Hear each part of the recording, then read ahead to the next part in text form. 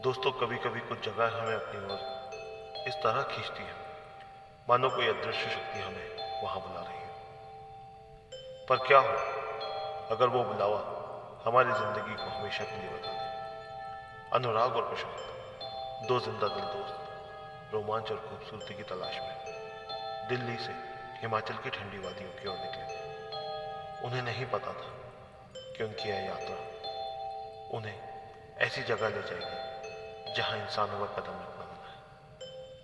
एक ऐसा सुनसान कब्रिस्तान जो सैकड़ों सालों से वीरान पड़ा था, अपनी रहस्यमय खामोशी के पीछे एक खौफनाक सच को छुपाए बैठा था।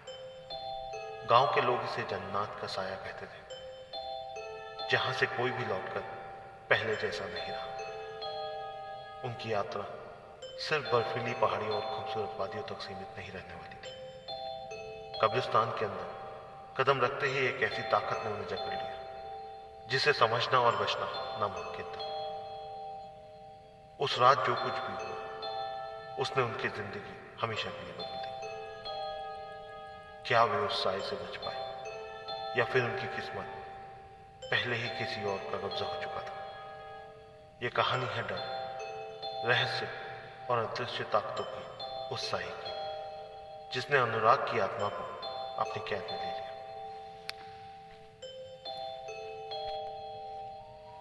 दिल्ली की भागदौड़ भरी जिंदगी से ऊबकर अनुराग और प्रशांत ने हिमाचल के शांत वातावरण में कुछ दिन बिताने का फैसला किया। दोनों बचपन के दोस्त थे और हर छुट्टी पर एक नया एडवेंचर प्लान करते थे। दिसंबर का महीना था और पहाड़ों पर बर्फ गिरने की खबर ने उन्हें काफी उत्साहित कर दिया था। रात को दिल्ली से निकली उनकी कार सुबह तक हिमाचल की हरी भरी वादियों का रुख कर लिया था। रास्ता घुमावदार था, लेकिन चारों तरफ फैली ठंडी हवा और ऊंचे ऊंचे देवदार के पेड़ ने उनका मन मोह लिया।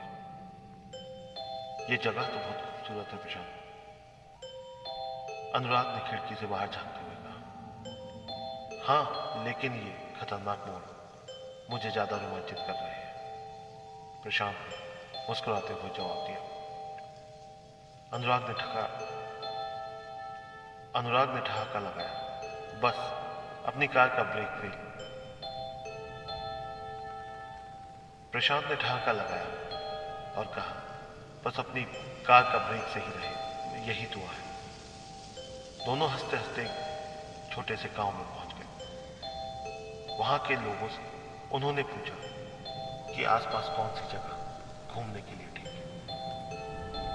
गांव में एक बुजुर्ग ने उन्हें अपने पास के सुनसान कब्रिस्तान का नाम बताया। उस जगह का नाम है मतलब, बुजुर्ग ने कांपती आवाज में कहा।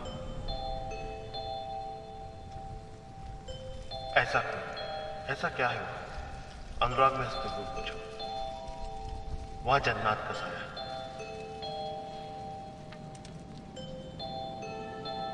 जो भी वहां जाता है वापस वैसा नहीं आता। कई लोगों ने अपनी जान गंवाई है। प्रशांत ने बुजुर्ग की बात को गंभीरता से लिया। भाई, ये सब छोड़ कोई और जगह चलते हैं। लेकिन अनुराग ने इसे मजाक समझते हुए कहा, डर बखेरा। डर को हराने के लिए उसका सामना करना जरूरी है। यही बात करते हुए शाम तक दोनों उस सुनसान रास्ते पर निकल पड़े जो उन्हें कब्रिस्तान तक ले जाने वाला था। रास्ते में घने जंगल और ऊंचे पेड़ थे। ठंडी हवा के झोंके और पत्तों की सरसराहट माहौल को और भी डरावना बना रही थी। जैसे जैसे वह आगे बढ़ते गए सूरज ढलने लगा। कब्रिस्तान के पास पहुंचते ही माहौल बदल गया। वहां अजीब सी एक खामोशी थी। चारों तरफ सूखे पेड़ और उखड़ी हुई कब्रें थी। यार, मुझे तो यहां बहुत अजीब सा लगा है, प्रशांत ने कहा। कुछ नहीं होगा, ये सब तेरा वहम है, अनुराग ने जवाब दिया। दोनों कब्रिस्तान के अंदर चले गए। वहां एक पुरानी लोहे की बाड़ लगी हुई थी जो जगह जगह से टूटी हुई थी। अंदर की मिट्टी काफी गीली, जैसे अभी अभी खुदाई हुई। अचानक अनुराग को एक कब्र के पास कुछ हलचल हुई। वो देख, वो क्या है? अनुराग ने इशारा किया। कहाँ? मुझे कुछ नहीं दिखा, प्रशांत ने घबराते हुए कहा। तभी हवा का एक तेज झोंका आया और पास के सूखे पेड़ की टहनियां खड़खड़ाने लगी। अनुराग ने हंसते हुए कहा, शायद तू डर के मारे देख ही नहीं पा रहा। चल और अंदर चलते हैं। दोनों कब्रिस्तान के बीचों बीच एक पुरानी टूटी मजार के पास पहुंचे। अनुराग ने वहां पहुंचकर आसपास देखने की कोशिश की। तभी उसकी नजर एक पुराने पत्थर पर पड़ी। पत्थर पर उर्दू में कुछ लिखा था, लेकिन वो शब्द अब धुंधले हो चुके थे। यार यहां से चलो, मुझे सहज महसूस नहीं हो रहा, प्रशांत ने कहा। बस थोड़ी देर और फिर चलते हैं, अनुराग ने जवाब दिया।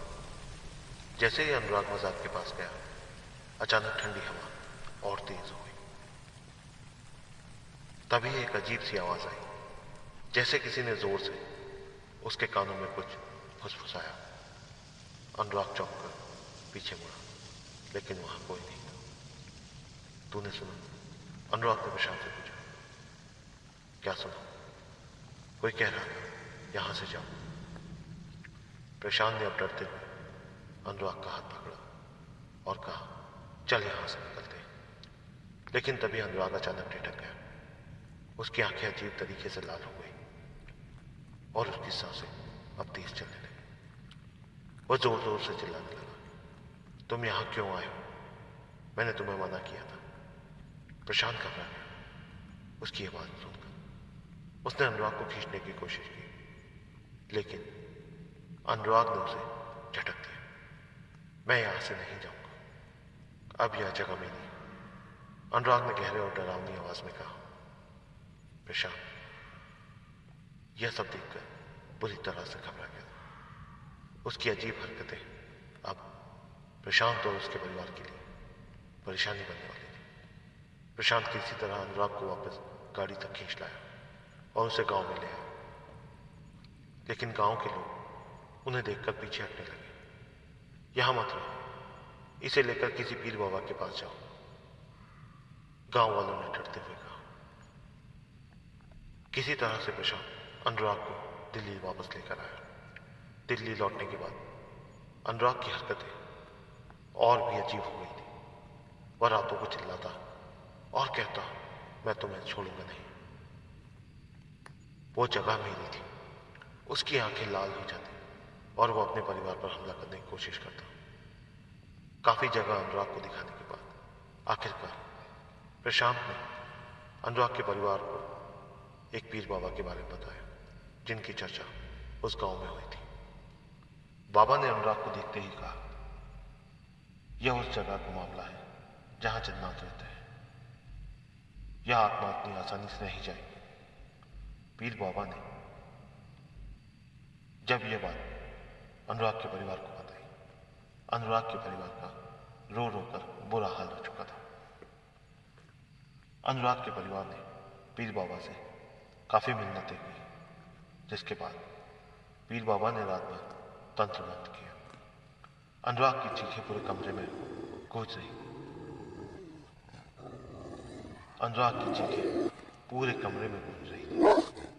उसने बाबा पर हमला करने की कोशिश की, लेकिन बाबा ने एक तावीज निकाला और उसे अनुराग के सिर पर रख दिया। अचानक अनुराग जोर से चिल्लाया और बेहोश हो गया। बाबा ने बताया, अब वो आत्मा चली गई है, लेकिन उस जगह को कभी याद मत करना, वरना वह फिर वापस लौट सकती है। चेतावनी देने के बाद बाबा ने अनुराग को एक तावीज और एक लोबान भी अपने घर में जलाने को दिया। अनुराग धीरे धीरे ठीक होने लगा, लेकिन उस घटना ने अनुराग और उसके परिवार को हिलाकर रख दिया। अब वह और प्रशांत कभी किसी अनजान जगह जाने से पहले 10 बार सोचते हैं।